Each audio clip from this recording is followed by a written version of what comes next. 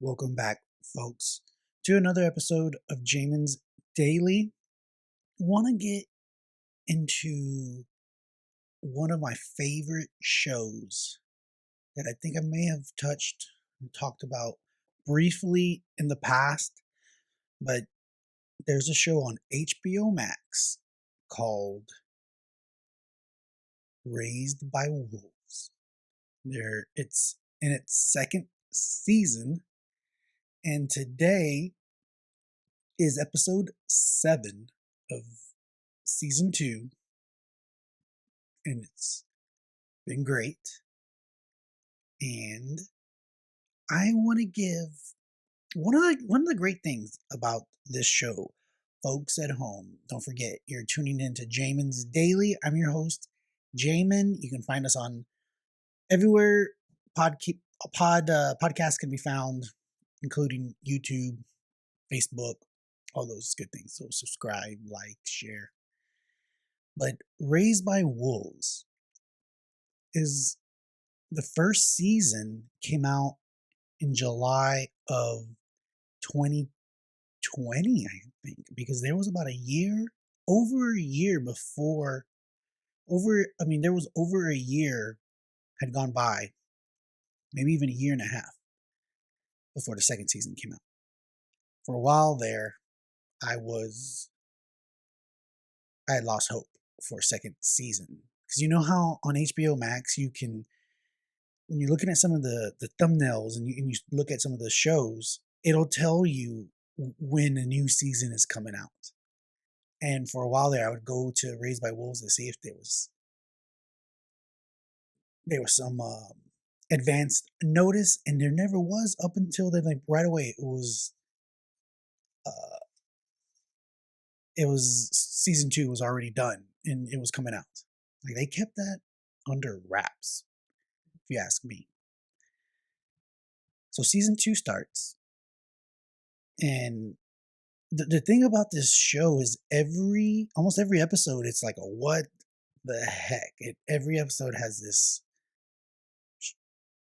insane event that you sometimes don't see coming. And one of my favorite the aspects, or I guess part of the show, is how every time I watch an episode, I then quickly go onto YouTube to watch there's several channels that do a great job of doing the interpretation and the fan theory, and just breaking it down, the episode down. So I normally watch about at least two, but sometimes 3, sometimes 4 different channels, creators who are breaking it down after the show is actually over. So I spend about an hour watching the episode, and then I spend almost another hour watching YouTubers talk about it. So I'm pretty excited. I haven't seen it yet, but I wanted to share my theory because there's a bunch of where this whole show is going. Okay, it can be interpreted many ways, and I've seen a bunch of them.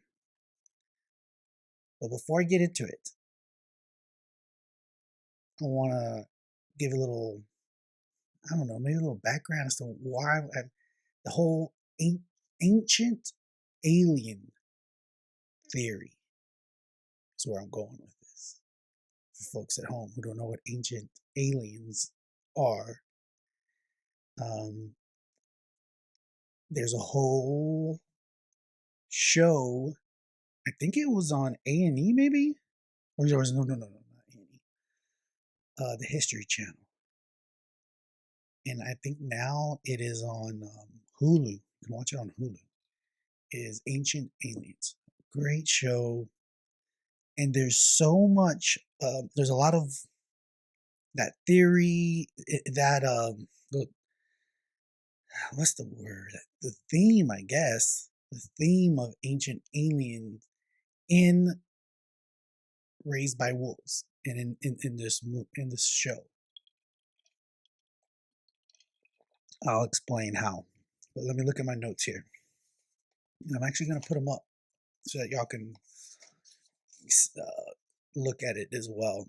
But so you have in Raised by Wolves, the it starts off by these androids taking human embryos and traveling from Earth to another planet. Okay. And here you spoil alert, folks. Spoil alert if you don't want if you plan on watching this show. But this is spoil alert.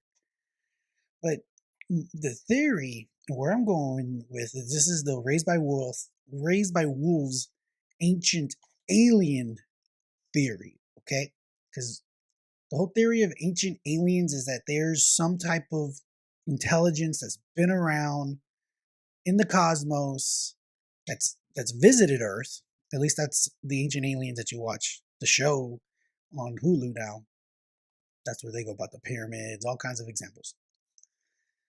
But it can extend even further. Like if you're a believer in ancient aliens who have visited Earth, then these ancient aliens could have visited wherever at pretty much any time.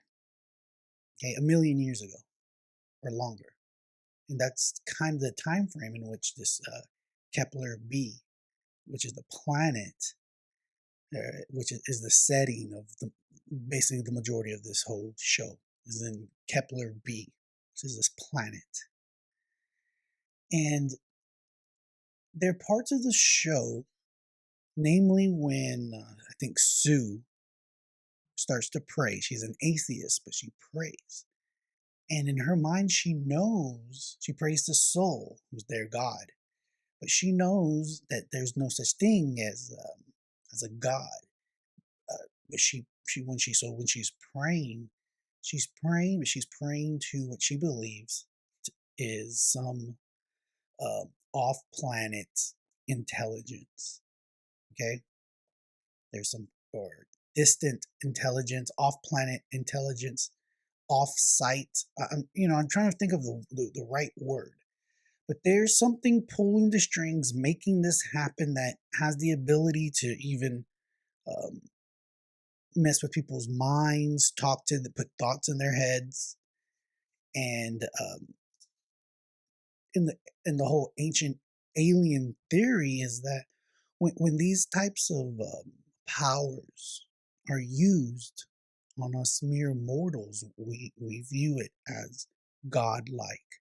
So this is why ancient people, when they were visited by aliens in the past, they thought up and created these themes of gods, and which is the whole Eric von Daniken um, chariots of the gods theory of it's this misinterpreted technology, and this all again plays a big role in Raised by Wolves and in this theory. So you have this intelligence that is trying to, unlike, some religions in which maybe, there's free will and things kind of just happen.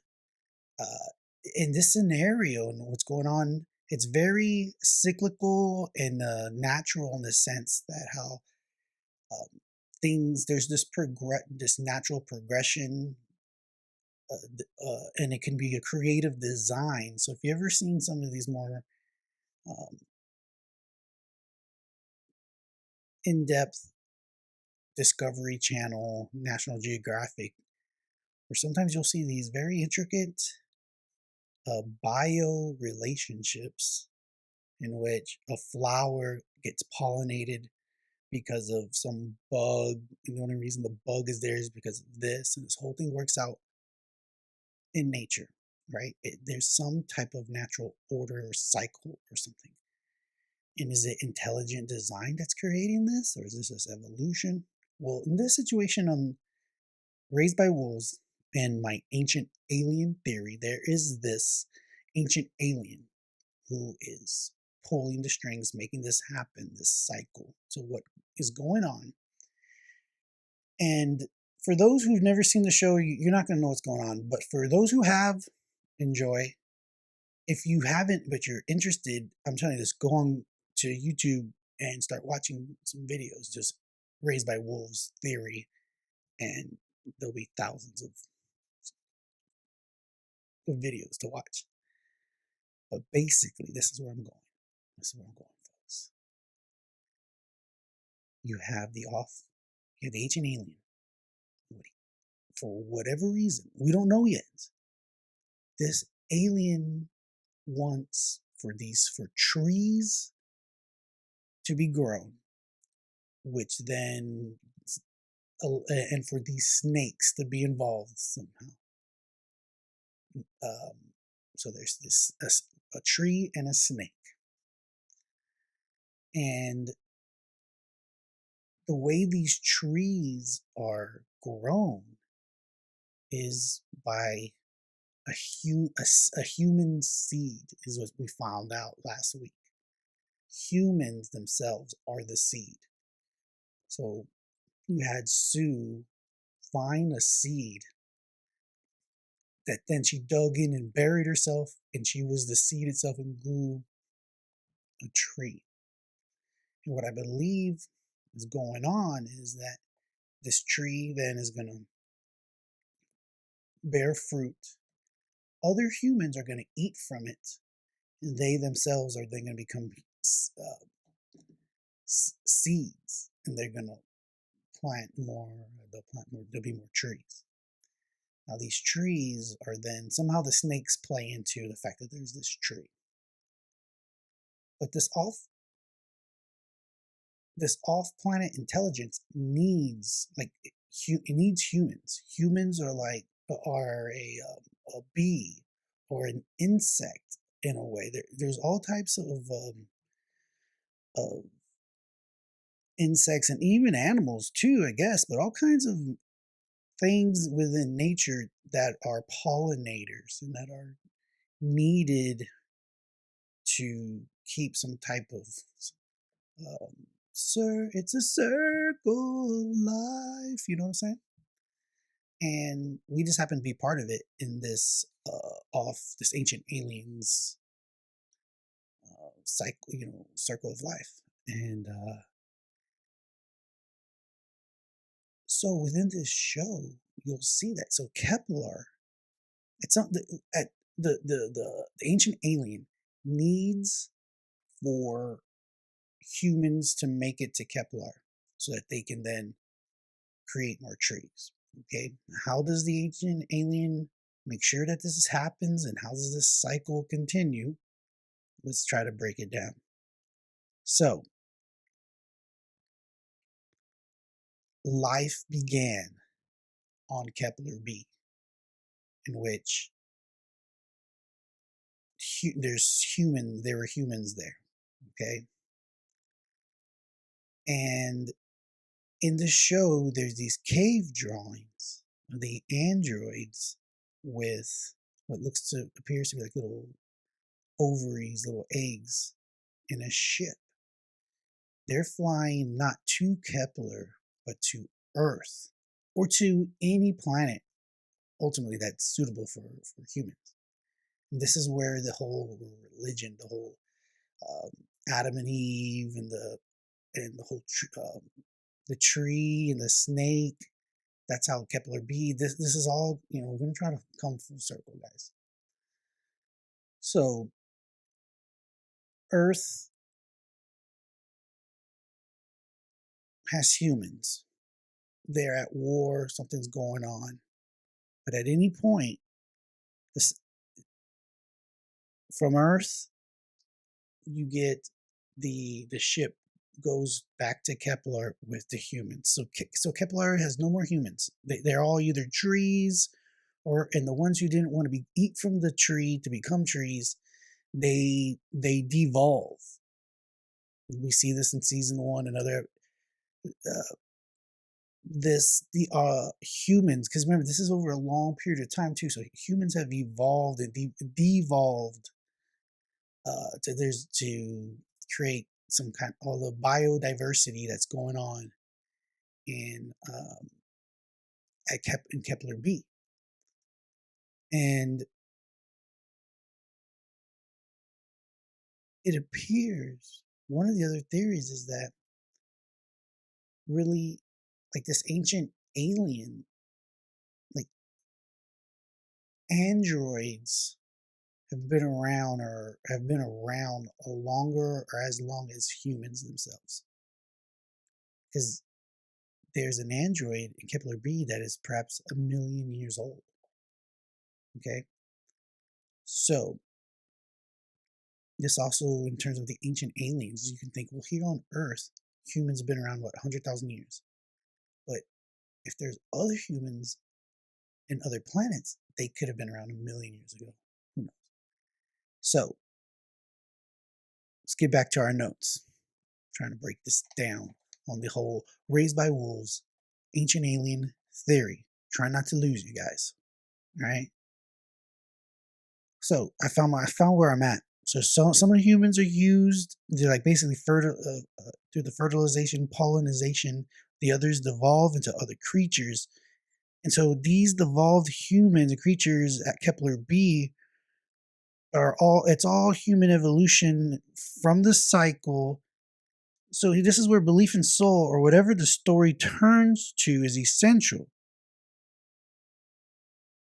Starts war, which leads to the atheist divinely inspired by ancient aliens.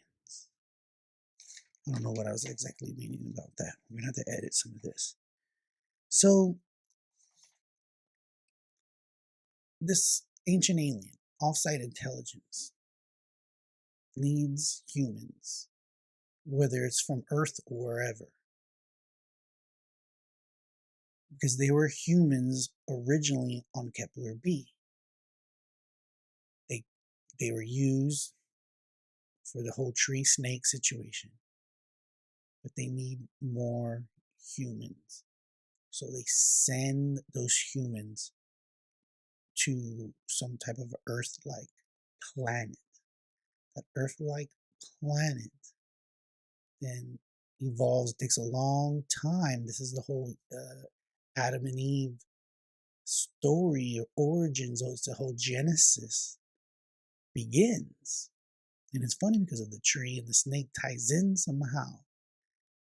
These early humans off of Kepler, wherever, if it's Earth or some other place, then even if it was 100,000 years, then at some point become sophisticated enough to then be able to make it back to Kepler with a new set of humans, and the process starts over again.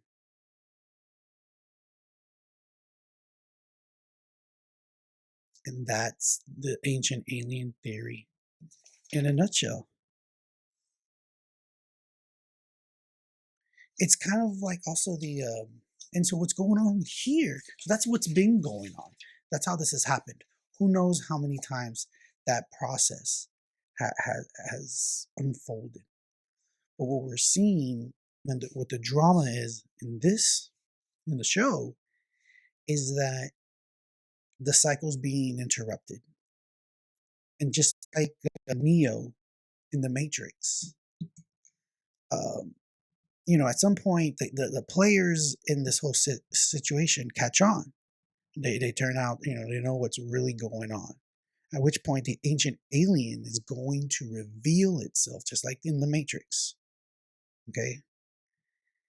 And I don't know if it's the chosen one within the show is probably going to be the one who's it's going to be revealed. This ancient alien's a soul is going to reveal himself.